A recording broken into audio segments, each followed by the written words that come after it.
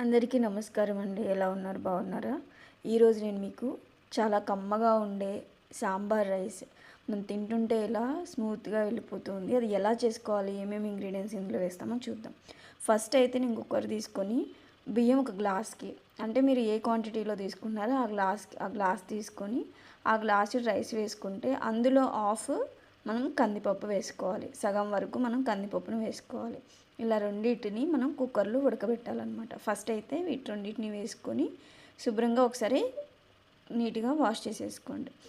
తర్వాత దీనిలోకి ఎసురు వేయడానికి సరిపడినన్ని ఎసురు వేసేసుకొని, ఇందులో ఏంటంటే కుక్కర్లో తీసుకుంటే మనం ఒక్క విజిల్ వచ్చేంత వరకు ఉంచితే సరిపోతుంది, త్వరగానే కుక్ అవుతుంది కాబట్టి. చిటికెడు పసుపుని యాడ్ చేసుకుంటున్నా. అలానే దీనిలోకి కొంచెం ఆయిల్ని కూడా యాడ్ చేసుకుంటున్నా. ఆయిల్ వేస్తే ఏంటంటే కుక్కర్ విజిల్ వచ్చినప్పుడు పై వరకు పొంగకుండా ఉండడానికి ఇది సహాయపడుతుంది అనమాట, హెల్ప్ చేస్తుంది. సో ప్రెజర్ అనేది లోపలే ఉంటుంది. సో ఇంకా విజిల్ పెట్టేసుకొని ఇదంతా కూడా సిమ్లో పెట్టేసుకోండి. సో దీనికి కావాల్సినంత చింతపండుని ఒకసారి కడిగి పెట్టేసుకొని నానడం కోసం వాటర్ కూడా యాడ్ చేసుకొని పక్కకు పెట్టేసుకుంటున్నాను. సో ఇప్పుడు దీనిలోకి మనం సాంబార్లోకి వెజిటేబుల్స్ ఏమేమి వేసుకోవాలో అవన్నీ కూడా ఇక్కడ రెడీగా పెట్టుకున్నా. పచ్చిమిర్చి, దొండకాయలు, బెండకాయలు, టమాటా, ఆలు, ములక్కాయ, ఉల్లిపాయలు, ఇంకా మీరు క్యారెట్, ఇంకా రిమైనింగ్ బీన్స్ అలాంటివి ఉంటే కూడా యాడ్ చేసేసుకోవచ్చు. సో ఇవన్నీ కూడా నీట్గా కడిగేసుకొని ఇలా ముక్కలు రెడీ చేసి పెట్టుకున్నాం ములక్కాయలతో సహా.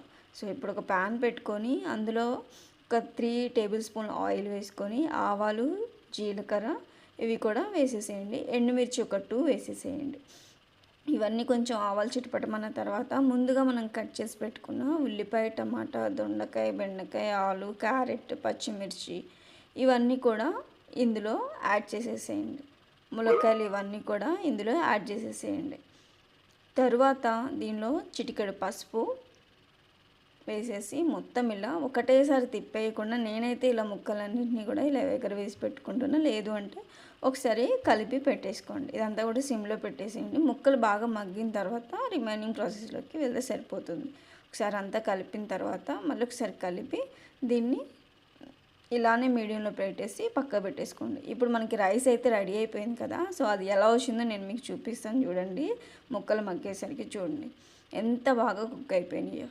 మంచిగా ఇలా పొడి పొడిలాగా ఆరే కొంది ఇంకా చాలా ఇట్లా పొడి పొడిలాడేలాగా మనకు వచ్చేస్తుంది అనమాట. చాలా వేడిగా ఉంది, ఇప్పుడే ఆ ప్రెజర్ అంతా పోయి తీసాం కదా.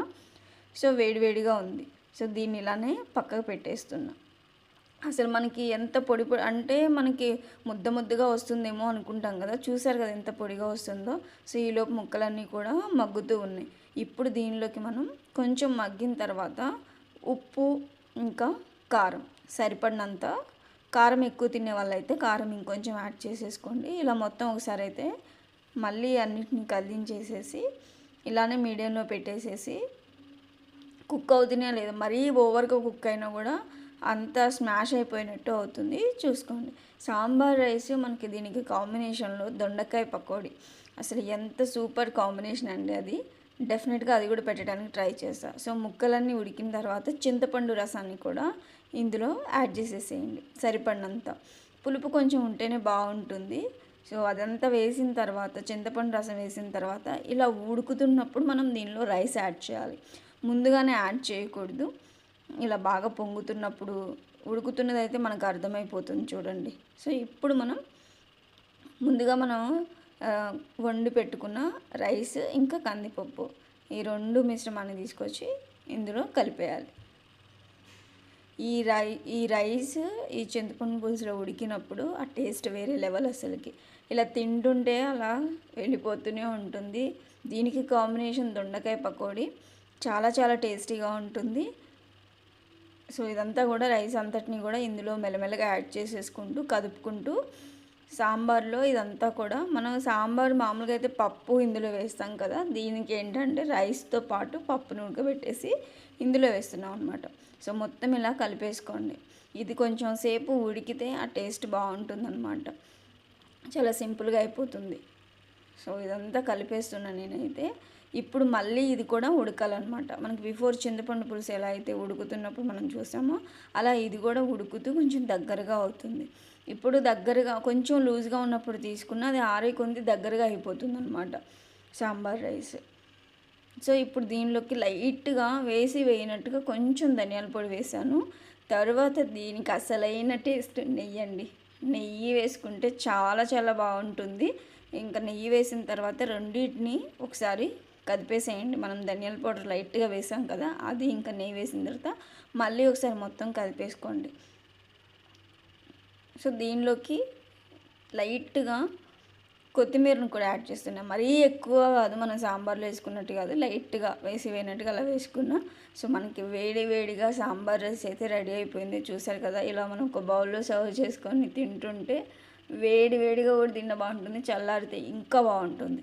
సో డెఫినెట్గా మీరు కూడా ట్రై చేసి ఎలా ఉందో కామెంట్ రూపంలో నాకు తెలియచేయండి. కాలిపోతుంది కానీ టేస్ట్ చేయాలి కదా, చాలా బాగుంటుంది. డెఫినెట్గా మీరు కూడా ట్రై చేయండి. ఇలాంటి మరెన్నో విలేజ్ వంటలు, విలేజ్ స్టైల్ వంటలు మీ ముందుకు రావాలంటే ఛానల్ని సబ్స్క్రైబ్ చేసుకొని సపోర్ట్ చేయండి. సూపర్గా ఉంది, మీరు కూడా ట్రై చేయండి. Thank you for watching.